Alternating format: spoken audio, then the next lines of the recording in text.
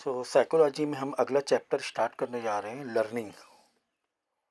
Learning मतलब किसी activity को, किसी के बिहेवियर को, किसी के एक्शन को एडॉप्ट करना। क्या? किसी के बिहेवियर, कोई एक्टिविटी, कोई किसी का एक्शन, कोई प्रोसेस को एडॉप्ट करना, सीखना, अपने अंदर ऑब्जर्व करके वो चीज़, वो स्किल्स, वो बिहेवियर, वो नेचर अपने अंदर लाना, इनहेरिट करना, उसे बोलते हैं लर्निंग। तो लर्निंग ऑब्जर्वेशन से भी हो सकती है, लर्निंग प्रैक्टिस से भी होती है, लर्निंग प्रैक्टिकल एक्सपीरियंस से भी होती है, लर्निंग अगर कोई हमें सिखाता है उससे भी होती है। ठीक है ना? कई तरीके से लर्निंग हम करते हैं, वो एक प्रोसेस होता है और वो प्रोसेस धीरे धीरे हम अडॉप्ट करते हैं और फिर वो चीज़ हम सीखते हैं। तो बेसिकली इस चैप्टर में हम क्या सीखेंगे? Classical condition, that is learning this some stimuli signal others, operant conditioning, that is learning based on consequences, observational learning, learning from the behavior and outcomes of other, and skill learning। तो यहाँ पे observation की बात हो रही है, यहाँ पे स्किल लर्निंग, आपके स्किल्स क्या हैं, किस स्किल को आपको सीखना है। जैसे कि कंप्यूटर हुआ, जैसे कि आपने इसे प्रेजेंटेशन सीखा, ठीक है ना? तो प्रेजेंटेशन सीखना या उसको फिर उसका आउटपुट देना, वो एक स्किल हो गया, वो स्किल लर्निंग हो गया। बिहेवियर, जैसे कि पेरेंट्स हमें सिखाते हैं पोलाइटली कैसे बात करना है दूसरे से, हमारा बिहेवियर, अच्छा बिहेवियर कैसे होना चाहिए किसी के लिए, बड़ों के लिए कैसा बिहेवियर होना चाहिए। ठीक है? तो ये हम ऑब्जर्वेशन से सीखते हैं कि हमारे पेरेंट्स हमें या किस तरह बात कर रहे हैं दूसरों से। ठीक है? हमारे टीचर किस तरह बात कर रहे हैं, क्या उनका कम्युनिकेशन है। तो ये चीज़ें हम ऑब्जर्वेशन से सीखते हैं। एंड आउटकम ऑफ अदर, दूसरे के आउटपुट से भी सीखते हैं। Operant conditioning, learning based on consequences. Consequences मतलब जो भी, जैसे कि आपने कोई काम किया, हम्म, और किसका ले लें, जो गाड़ी चलाने का ले लें, तो गाड़ी चलाने में पता है कि अगर हम टाइम पर ब्रेक नहीं मारेंगे जहाँ पर ज़रूरत है, तो वहाँ पर एक्सीडेंट होने का चांसेस रहता है, गाड़ी गिरने का चांस रहेगा। तो बेस्ड ऑन कॉन्सिक्वेंसेज, जैसे कि आपने चलो अच्छी पढ़ाई नहीं की एग्ज़ाम से पहले, you have not you know prepared well for your examination, और आपने ना बहुत ही कैजुअली और केयरलेस होकर पढ़ाई की, तो उसका रिज़ल्ट, उसका कॉन्सिक्वेंसेस क्या आया कि आपका रिज़ल्ट है ना ख़राब हो गया, आपका अच्छा एग्ज़ाम नहीं हुआ।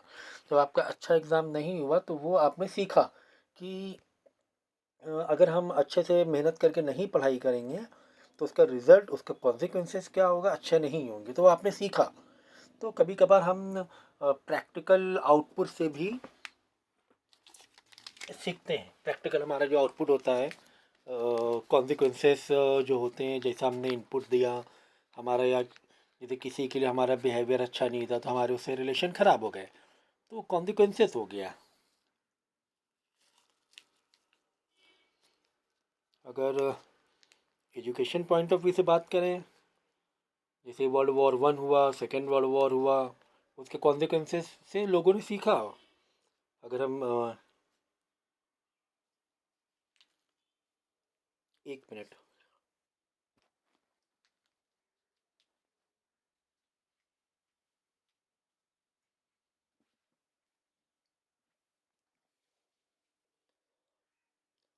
तो वर्ल्ड वॉर 1 के कॉन्सिक्वेंसेस थे, फिर back to back Second World War हो गया 15 साल के अंदर, 16-17 साल या 18 साल के अंदर।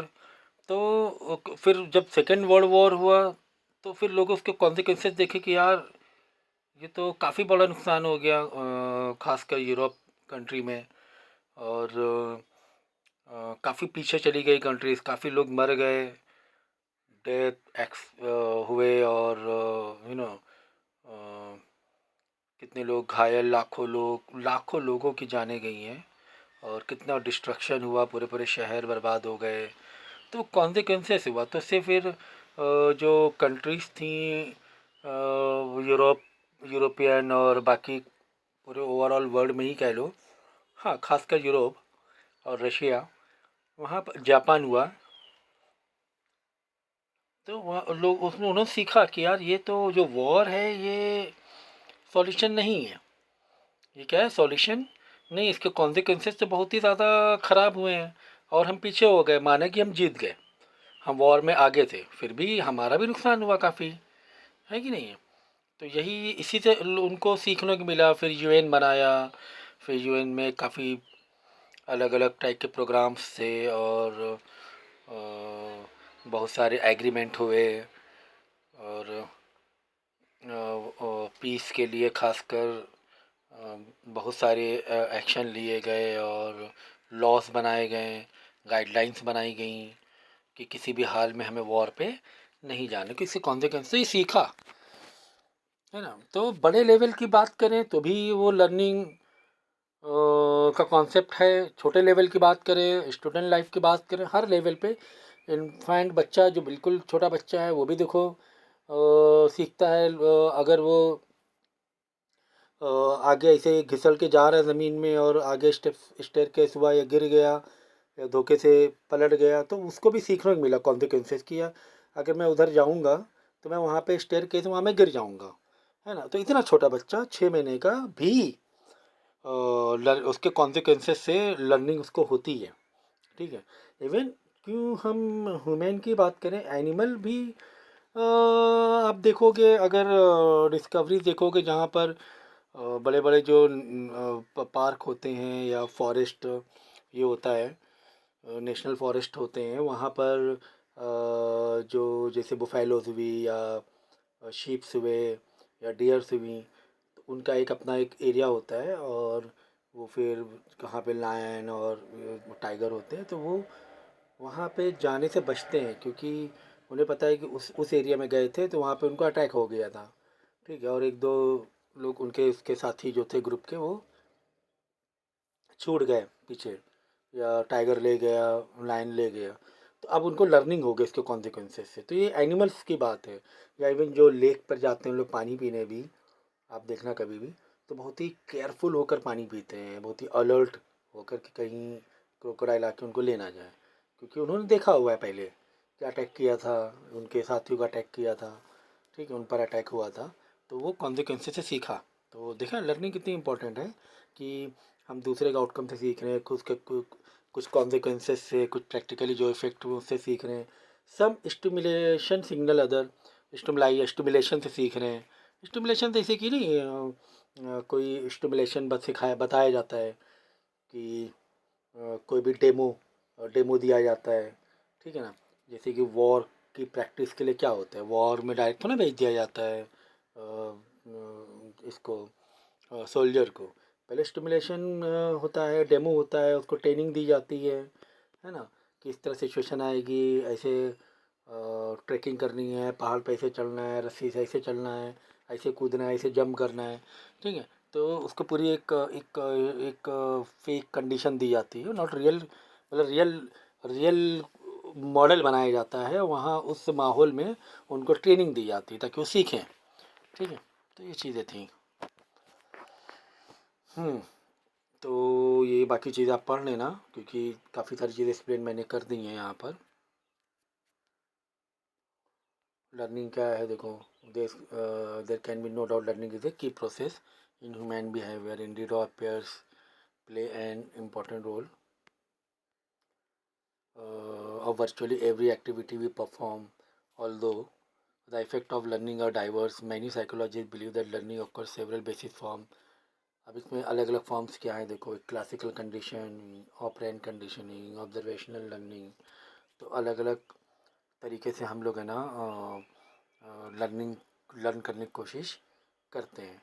तो अब क्लासिकल कंडीशनिंग देखो, we will begin with classical conditioning, a form of learning in which two stimuli event become associated in such way that the occurrence of event reliably predict the occurrence of the other. तो classical condition में हम लोग एक दूसरे पर एक दो event करते हैं। दो इवेंट ये होता है कि अगर हम एक एक्शन लेंगे तो उसका इफेक्ट दूसरे एक्शन पे क्या हो रहा है, इस तरीके से इवेंट लेते हैं। ठीक है, एग्जाम्पल के तौर पे बहुत सारे फिजिक्स और साइंस के डेमो क्लासेस होते हैं। ठीक है, जैसे आपने दो केमिकल को मिक्स किया, उस दो केमिकल कैसे आग लग गई, फायर निकल गया, है ना, तो वो चीज़ हमने सीखी। तो इस तरीके से दो अलग अलग कंडीशंस दी जाती हैं इसमें, और वहाँ से लर्निंग का ये मिलता है। ठीक है, एग्जांपल तौर पे दो लोगों के बिहेवियर पे, दो लोगों को खड़ा किया और एक ने क्या किया, प्रोवोक किया दूसरे को, अब्यूज़ किया, दूसरा वाला और ज़्यादा अब्यूज़ किया, फिर और अब्यूज़ किया, बाद में दोनों फाइट होने लगी, फिर लड़ाई होने लगी, और ज़्यादा लड़ाई होने लगी, है ना। तो ये सब क्या है, क्लासिकल कंडीशनिंग है। इससे हमें चीज़ें सीखने को मिली कि हमें कैसा, हमारा बिहेवियर कैसा होना चाहिए एक दूसरे के लिए, कि अगर हम किसी को अननेसेसरी प्रोवोक करेंगे तो वो पलट के फिर बिहेवियर और बहुत ज़्यादा वर्स्ट होता जाएगा एक दूसरे के लिए, और उसके जो परिणाम होंगे, उसके जो कॉन्सिक्वेंसेस होंगे, बहुत ही निगेटिव में चले जाएंगे।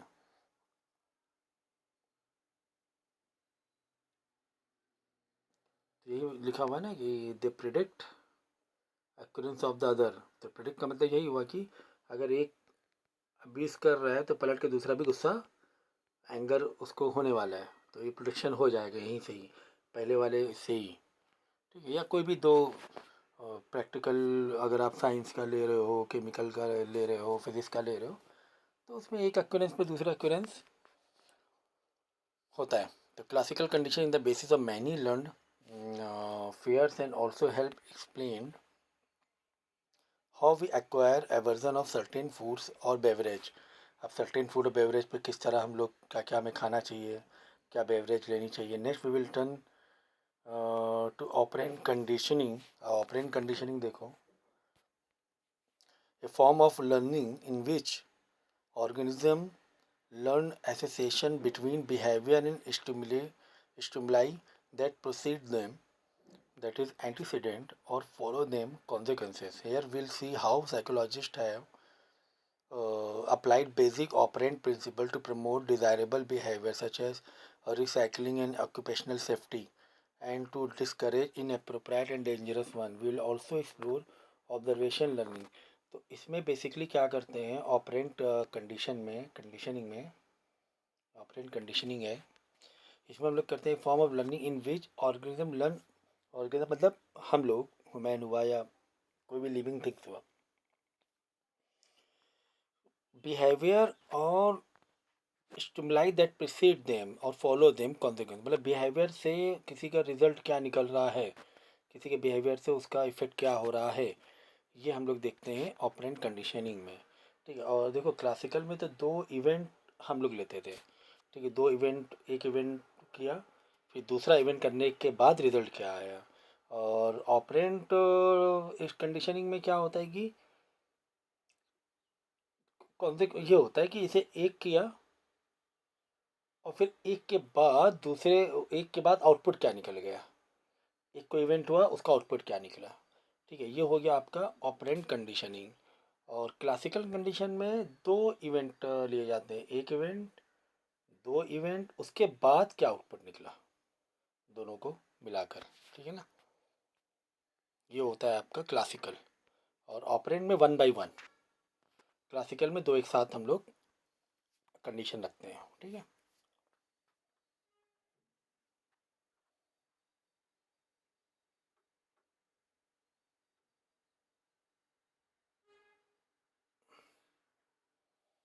फिर observation learning, A form of learning in which organisms learn, मतलब ऑर्गेनिज्म हम लोग, लिविंग थिंग्स जो होती हैं, चाहे वो एनिमल्स हों चाहे ह्यूमन हो, learn by observing the behaviour and the consequences of behaviour and others around them. ठीक है, ये तो आपको बिहेवियर वाला बता ही दिया मैंने पहले ही, बिहेवियर से सीखा जाता है। तो क्लासिकल लर्निंग को भी हम लोग और तीनों जो लर्निंग है स्टाइल, ये थोड़ा डिटेल्स में करेंगे. Imagine that during a very hectic semester your class schedule leave absolutely no time for lunch. ठीक है, कि बहुत ही हेक्टिक शेड्यूल था आपका, बिल्कुल बिजी शेड्यूल था. सो आफ्टर फ्यू डेज, मतलब आप लंच भी नहीं कर पा रहे हो. After few days you lose your ability to concentrate during your afternoon classes because all you can think about it food. ठीक है ना, क्योंकि भाई तुम भूख बहुत लग रही है तो तुम कॉन्सेंट्रेट नहीं कर पा रहे हो. ए friend tells you that you about a vending area where the buys microwavable snacks including popcorn and all. As it turns out, the solution works out well. You love popcorn, it is ready in a few minutes, and you find that it is even possible to do other things while the popcorn is popping, like cram of taste because of loud beep from the microwave signal when the popcorn is done. When you open the door of microwave, the aroma of freshly popped popcorn rushes out, causing you salivate in anticipation of eating it. After several days, however, you must water immediately after the beep. Your mouth water immediately after the beep before you actually open the door to the microwave. Why should this occur? After all, this point, you can neither see or nor smell the popcorn. The reason is actually fairly simple. The beep is always followed by the aroma and taste of popcorn. So the beep comes to serve as signal. Just hearing the beep, you expect the smell and taste of the popcorn follow. You can react accordingly. ठीक है, तो यहाँ पे यहाँ पे देखो भाई, classical learning क्या होता है, स्टिमुलेशन के बारे में बताया गया ना. एक कंडीशन दी और दूसरी कंडीशन को स्टिमुलाई करके एक बिहेवियर में changes.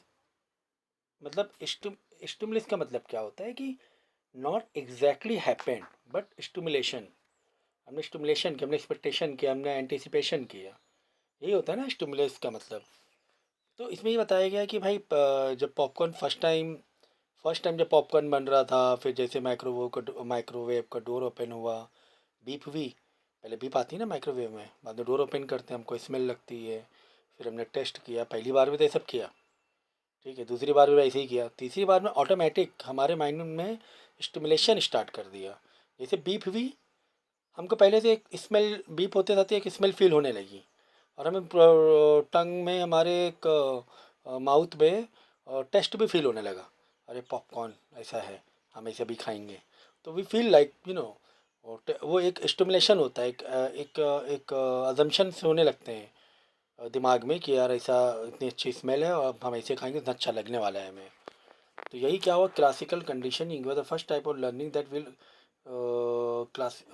will consider in classical conditioning a physical event termed as stimulus that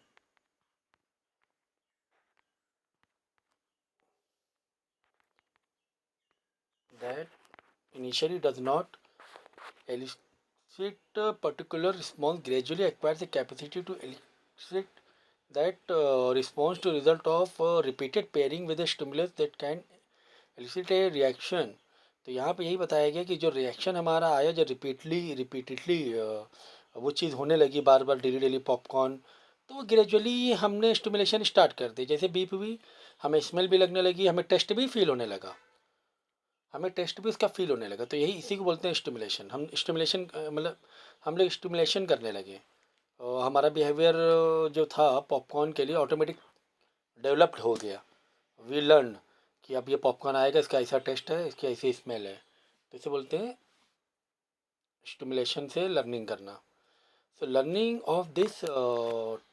type learning of this type is quite common and seems to play a role in varied reaction as strong fears.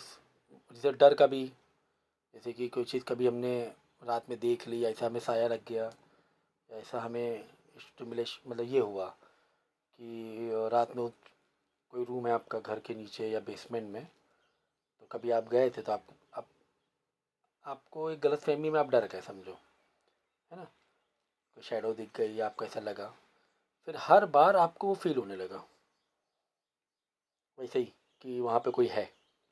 Strong fair हो गया आपको, या कोई जंगल में या कोई गली है, रात में आप आते जाते हो, तो वो एक आपको हमारा मुझे याद है एक गली थी तो ऐसा बोला जाता था।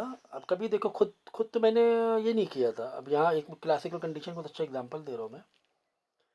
जबकि मैंने खुद ना कुछ देखा ना कुछ, बस इसे बोला जाता था यार भाई भूत वाली गली है वो, भूत वाली गली है। तो अब वो गली से निकलना ही होता था हम लोगों को, क्योंकि और कोई दूसरा कोई मतलब उतना शॉर्ट वे नहीं था। तो जैसे वो गली में जाते थे, even in day time, even in day time we feel like someone is there behind me. तो जैसे वो गली क्रॉस मतलब मिड ऑफ गली आने के बाद और ज़्यादा स्टिमुलेशन होने लगता था, पीछे है कोई। मिड गली के मिड वे में आने के बाद तेज़ी से हम लोग भागते थे छोटे बचपन में, कि यार कोई पीछे पकड़ रहा है। तो ये होता है स्ट्रॉन्ग फेयर। और दूसरा भी देखोगे some aspects of sexual behaviour and even racial and ethnic prejudice या प्रिजुडिस कह सकते हो, प्रिजुडाइस भी कह सकते हो। बैरन एंड बेन 2000 में क्या बताया इस बुक में, कि learning this type of quite common, बहुत कॉमन है इस टाइप की लर्निंग, जो मैंने अभी आपको एग्जांपल भी दिया हुआ है। And seems to play role in such varied reaction, strong fear हुआ, टेस्ट अवर्जन हुआ, सेक्सुअल बिहेवियर हुआ, ठीक है, रेशियल एथनिक प्रिजुडाइस हुआ, ठीक है।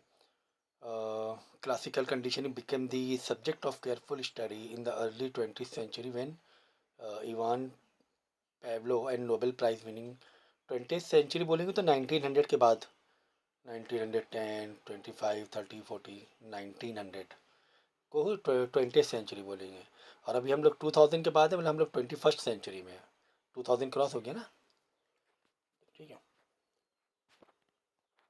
तो ये काफ़ी मतलब जो क्लासिकल कंडीशनिंग है ये काफ़ी फेमस है और काफ़ी प्रैक्टिकल है कॉमन लाइफ में।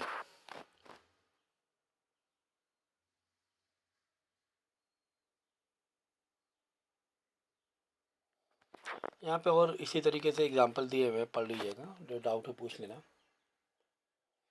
हाँ, जितने हायर स्टडीज़ में जाओगे आप उतना आपको टू वे कम्युनिकेशन करना पड़ेगा, ठीक है ना। क्योंकि छोटे बच्चों से हम नहीं फिर एक एक लाइन पढ़ाई जा सकती है, पॉसिबल ही नहीं है। तो टू वे अब ओवरव्यू देने पर टू वे कम्युनिकेशन बहुत ज़्यादा बढ़ता जाता है। जैसे हम बड़े होते जाते हैं तो टीचर और स्टूडेंट के बीच में एक डिस्कशन लेवल बढ़ता है। छोटे में डिस्कशन लेवल नहीं होता, टीचर पढ़ा रहे हैं बच्चा सुन रहा है, टीचर पढ़ा रहे हैं बच्चा सुन रहा है। धीरे धीरे बड़े होते जाते हैं, हायर स्टडीज़ में जाते हैं, तो वो टू वे कम्युनिकेशन बढ़ता जाता है, फिर वो डिस्कस वे से पढ़ाई होने लगती है। तो बहुत सारे डाउट आपको जो मिले तो आप पूछते रहा करो।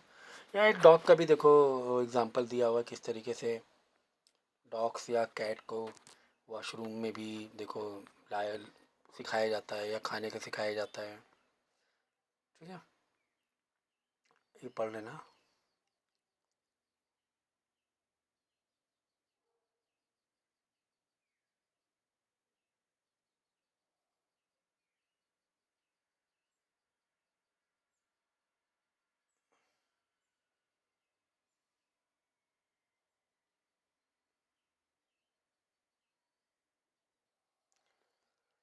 अब अनकंडीशन स्टिमुलस जो होता है, जैसे कि आपने इस तरह दिखाया कि हम खाने में ये दे रहे हैं, जैसे नहीं अक्सर दवा या कुछ लॉलीपॉप दिखा के हम स्टिमुलेशन पैदा करते हैं, बाद में देते हैं कुछ और खाने के लिए कि मेडिसिन खा ले या कोई ऐसी चीज़ जो टेस्ट नहीं लेना चाह रहा है।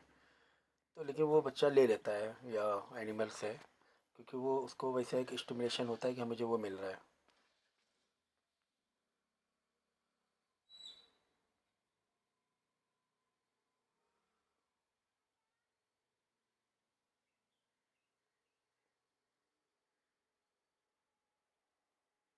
ठीक है।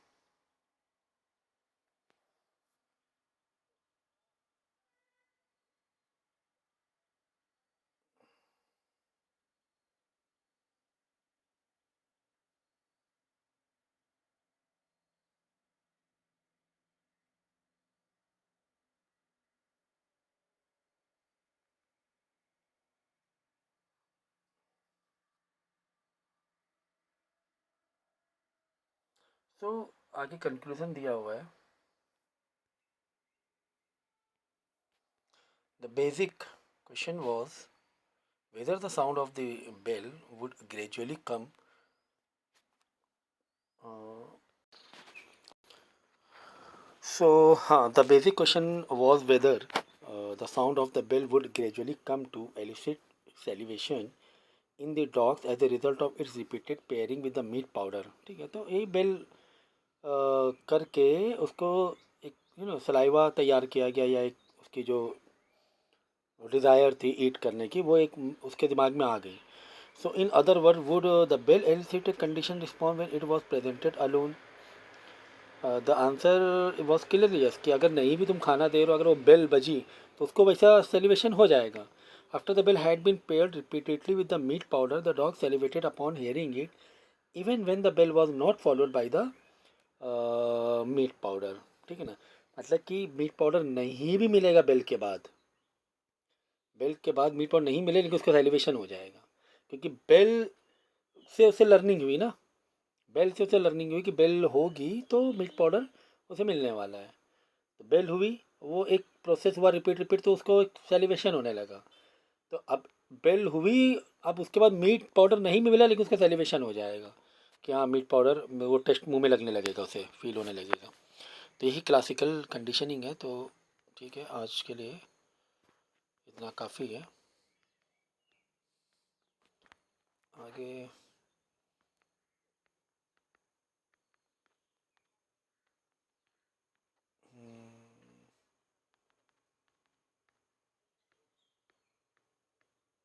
चलो ठीक है, पहले इतना कर लो.